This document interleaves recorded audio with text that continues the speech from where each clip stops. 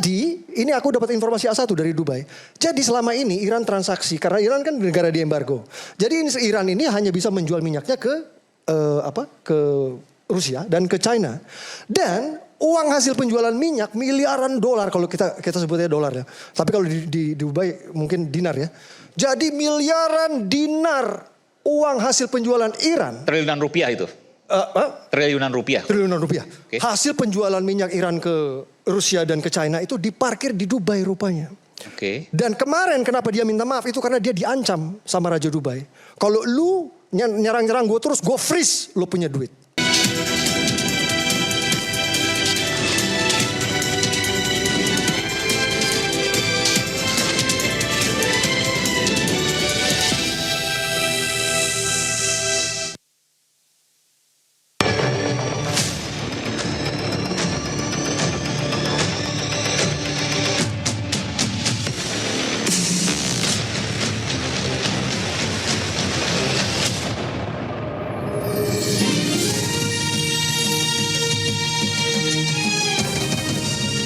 Disiarkan langsung dari studio MNC Conference Hall Aimus Tower, Jakarta.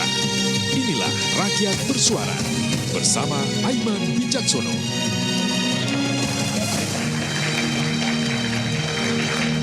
Perang di Timur Tengah meluas dan memantik konflik geopolitik.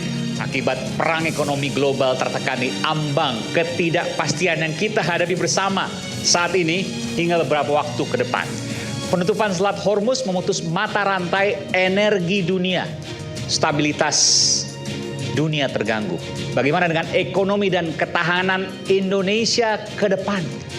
Saya Aiman Wicaksono, inilah Rakyat Bersuara.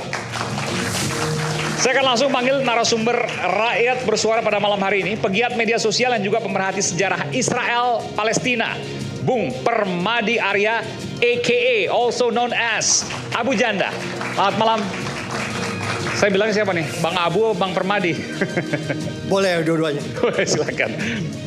Aktivis pro-Palestina yang pekan lalu masih di Kairo diwawancara di sini lewat Zoom, tapi hari ini hadir offline dan baru saja kembali ke tanah air, Bung Muhammad Hussein. Assalamualaikum, Bung Muhammad Hussein. Kapan tiba di Indonesia? 4 hari yang lalu. 4 hari lalu, ini saya mau tanya banyak soal itu. Analis geopolitik sekaligus tenaga ahli utama kantor staf presiden, Kakak Ulta Levenia. Kakak Ulta, selamat malam. Lengkap dengan catatannya. Pakar hukum tata negara yang juga vokal membela kemerdekaan Palestina, Bung Ferry Amsari, sedang masih dalam perjalanan. Pengamat politik, Bung Boni Hargens. Selamat malam, Bung Boni.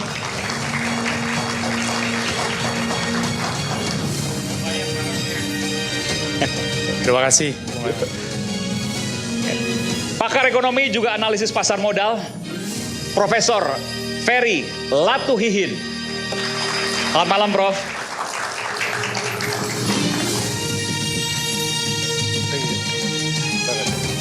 Indonesia baik-baik saja kan? Jangan jawab dulu nanti aja.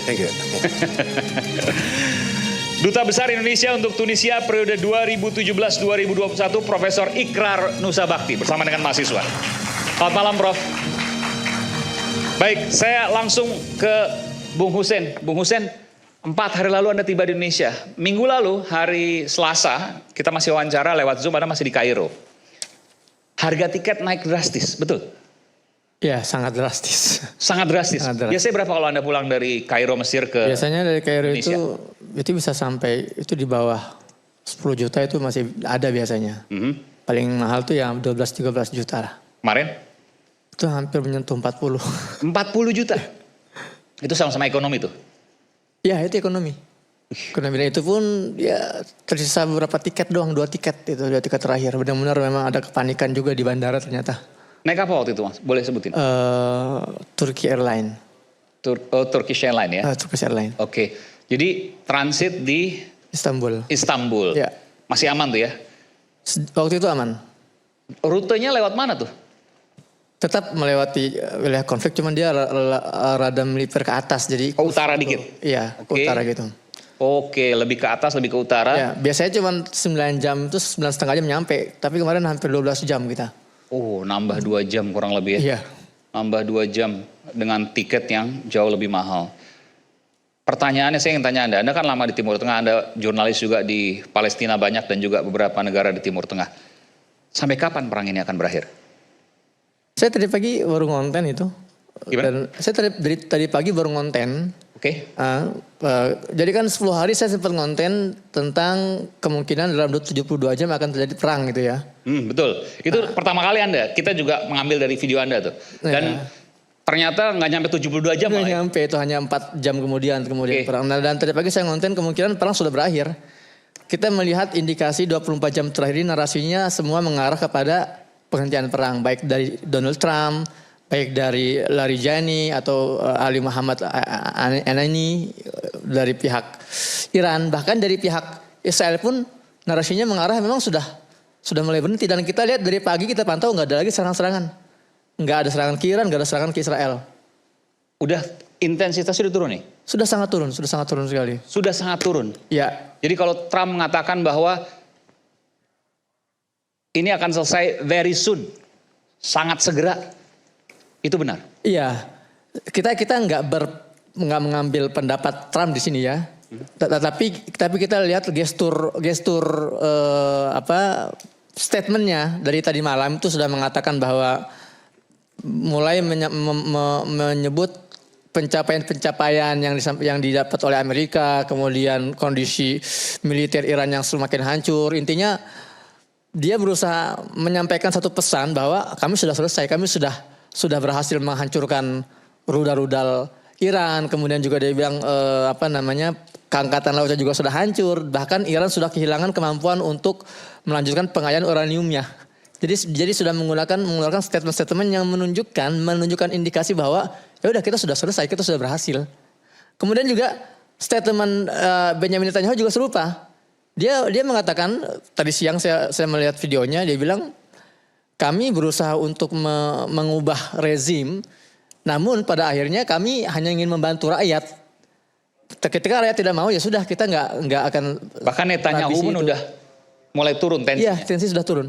Dan terakhir pernyataan dari Kementerian Wakil Menteri Luar Negeri Iran yang mengaku dihubungi oleh beberapa negara-negara besar, di antaranya Rusia, Cina, Perancis, dan langsung dia memberikan syarat. Oke, kalau memang ada mediator di sini, kalau memang ada etikat berhenti, kami siap, tapi syaratnya hentikan serangan. Jadi jadi pihak pertama, satu-satunya pihak yang memberikan syarat di sini adalah Iran. Maka dalam konten saya tadi pagi saya mengatakan kalau dalam tradisi konflik internasional yang memberikan syarat dialah pemenangnya gitu loh. Maka dari indikasi-indikasi ini kita bisa melihat Amerika gagal mencapai tujuan awalnya. Meskipun dia mengklaim berhasil kan? Meskipun dia mengklaim tapi kan banyak kontradiktifnya.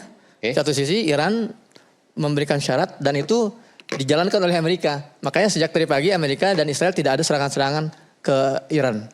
Jadi Anda memprediksi dalam berapa hari ke depan akan stop ini? Menurut saya sudah stop. Tapi kan serang masih ada? Sudah tidak ada. Hari ini nggak ada sama sekali? Hari ini nggak ada. Coba bisa dicek. Per hari ini tidak ada? Tahu terus. Per hari ini nggak ada. Sekarang itu yang ada itu adalah eskalasi antara Lebanon Selatan melawan Israel. Ini lagi intens nih. Jadi everything is gonna be okay. Hari ini kita akan bicara ke depan akan minyak akan kembali turun, Hormuz akan dibuka kembali, everything is gonna be okay. Kita nggak mengatakan everything ya, some of them is gonna be okay. Karena sekali lagi, kenapa Anda nggak meyakini nggak everything kok, hanya some, hanya beberapa? Begini, pertama saya hanya mengatakan berdasarkan indikator, indikator dari statement dan fakta di lapangan ya. Tapi saya tinggal di Gaza 12 tahun dan saya memahami banget lah yang namanya tabiat Israel dan Amerika. Mereka biasanya ini buying the time nih. Biasanya mereka hanya mengulur waktu bisa jadi. Karena juga satu sisi mereka dapat tekanan, kemudian juga tekanan dari negara-negara Eropa dan negara-negara Barat di mana satu.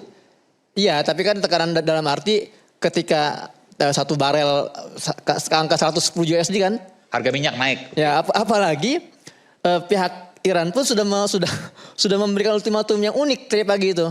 Silakan bagi kalian yang mau dapat akses Selat Hormuz, syaratnya satu, usir kedubes Amerika dari negara-negara kalian dan kedubes Israel. Nah itu kan selatan yang bikin geger dunia itu. Makanya saya melihat ada usaha cooling down di sini dari Donald Trump. Meskipun ya dia nggak akan mengakui dia cooling down, tapi dia menggunakan narasi-narasi seolah dia berhasil mencapai banyak hal seperti itu. Oke, kita beri tepuk tangan. Ini boleh ada gak feedback sedikit, boleh loudspeakernya diturunkan volumenya karena biar supaya jelas. Silakan, Bung Permadi, Anda setuju dengan apa yang disampaikan oleh? Oh iya, jadi benar memang eskalasi udah mulai turun. Netanyahu, Anda udah telepon Netanyahu? Atau WhatsApp udah? Gak kenal, sorry gak kenal. Kalau Benjamin Netanyahu gue kenal. Kalau Netanyahu gue gak kenal. Jadi ini ada satu data dari lembaga statistik internasional namanya World Insight. Jadi ini dia memantau jumlah serangan rudal balistik Iran dan jumlah serangan drone Iran dari hari pertama sampai hari ke-8 kemarin hari Minggu. Jadi hari pertama itu rudal Iran itu masih bisa nembakin rudal 350 rudal balistik per hari. Di hari kedua 175, di hari ketiga 120, di hari keempat 50, di hari kelima 40, hari ke-6 32, hari ke-7 328, hari ke-8 15 rudal balistik. Jadi jauh sekali. Adik-adik ya, dari hari pertama bisa nembakin 350 rudal balistik per hari, sementara di hari ke-8 cuma bisa nembakin 15 rudal balistik. Terus drone-nya itu di hari pertama Iran itu bisa nembakin per hari bisa 294 drone per hari. Menyerang ke 5 negara itu kan, bukan cuma ke Israel aja. Di hari kedua melonjak jadi 541 drone, hari ketiga 200 drone, hari keempat 85, hari kelima 45, hari keenam 38, hari 7 ke 30, hari ke-8 hari Minggu kemarin cuman 12 drone.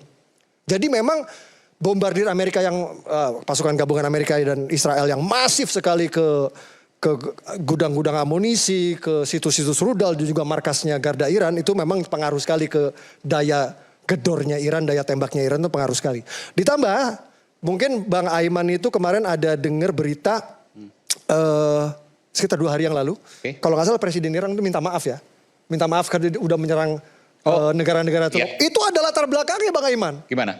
Jadi negara-negara Arab ya sudah ini informasi A1 dari ada pangkalan militer Amerika di sana. Yes, tapi kan dia sempat minta maaf. Intinya dia minta maaf kan. Betul. Dia minta maaf udah menjelang negara-negara Teluk, yang 5 negara yang ada pangkalannya Amerikanya itu. Jadi itu ada latar belakangnya. Oke. Jadi ini aku dapat informasi A1 dari Dubai. Jadi selama ini Iran transaksi karena Iran kan negara di embargo. Jadi Iran ini hanya bisa menjual minyaknya ke Rusia dan ke China. Dan uang hasil penjualan minyak miliaran dolar kalau kita sebutnya dolar ya. Tapi kalau di Dubai mungkin dinar ya. Jadi miliaran dinar uang hasil penjualan Iran. Triliunan rupiah itu. Triliunan rupiah. Triliunan rupiah. Okay. Hasil penjualan minyak Iran ke Rusia dan ke China itu diparkir di Dubai rupanya. Oke. Dan kemarin kenapa dia minta maaf itu karena dia diancam sama Raja Dubai. Kalau lu nyerang-nyerang gue terus gue freeze lu punya duit. Ini A1 nih informasinya. Itu makanya dia minta maaf besok. Jadi memang banyak dinamika di perang ini yang membuat seperti abang ini kita bilang tadi memang membuat eskalasi menurun. Jadi betul sekali. Memang eskalasi menurun. Jadi kalau seandainya Iran meneruskan serangannya, uangnya nggak keluar tuh. Sehingga operasional. Tapi kan dia ngancamnya si Raja Dubai ini, Raja Uni Emirat Arab ini ngancamnya kalau lu nyerang gue. Gitu. Jadi lu jangan nyerang Dubai lagi, lu jangan nyerang Abu Dhabi lagi. Perang aja sana. Ya kalau mau, pokoknya lu mau nyerang kemana asal jangan nyerang ke gue. Lu nyerang ke gue lagi, gue freeze aset lu. Gitu. Oke. Dia langsung minta maaf. Jadi prediksi Anda berapa hari ini akan perang selesai nih? Ya, kalau tadi sebutkan hari ini selesai. Ya seperti pembukaan Bang Aiman tadi yang agak-agak horor gitu kan. Jadi kita sih ya berharap kalau bisa besok udah kelar lah. Besok. Ya kan, biar nanti Selat Hormuz kebuka lagi, kapal-kapal bisa lewat lagi, BBM gak jadi turun, betul gak? Adik-adik? Setuju ya? Amin, kita doa bersama ya, moga-moga cepet kelar, biar abis lebaran udah bisa silaturahmi lagi, salam-salaman lagi ya kan? Nanti lebaran maksudnya salam-salaman antara Trump, Netanyahu ya, sama... Dan Presiden Iran yang baru, ya kan? Ya amin, semoga. Oke, kan udah ada korban. Apakah kemudian di dalam Iran sendiri tidak ada dendam di situ yang kemudian meneruskan serangan? Itu kan yang menjadi pertanyaan semua. Gini loh, di perang itu, ya. Aku rasa kalau semua pemimpin negara tahu yang namanya perang itu pasti ada casualties, ada korban perang. Korban perang itu Dan korban itu tewas itu. loh. Iya, tapi korban tewas itu di perang itu adalah statistik, Bang Aiman. Statistik. Bukan nyawa ya? Bukan nyawa. Okay. Karena itu perang. Beda sama kecelakaan di jalan tol, ini perang Pak. Di perang ini ya nyawa ya statistik. Jadi gue rasa pemimpin negara semua udah tahu itu resiko gue. Hanya angka. Buat pemimpin negara, gue ngomong bukan buat gue ya. Pemimpin negara semua pasti akan punya attitude seperti itu. Mau pemimpin Iran mau pemimpin Amerika, mereka tahu. Rakyat itu statistik kalau dalam perang. Karena goalsnya adalah mengalahkan musuh. Jadi kalau mengalahkan musuh ada collateral damage, ada rakyat yang harus jadi korban, itu statistik. Resiko perang. Gue rasa itu dimaklumi kalau memang Iran ibaratnya kalau kata Bang Aiman, wow kita udah korban banyak. Ya nggak sekerdil gitu juga kali, nggak sereceh itu juga. Demi stabilitas wilayah regional, kalau memang harus salaman gitu kan, ya why not? Salaman 1 hari lagi, benarkah itu? Kita kupas. Amin. Jeda, tetaplah bersama kami di Rakyat Bersuara.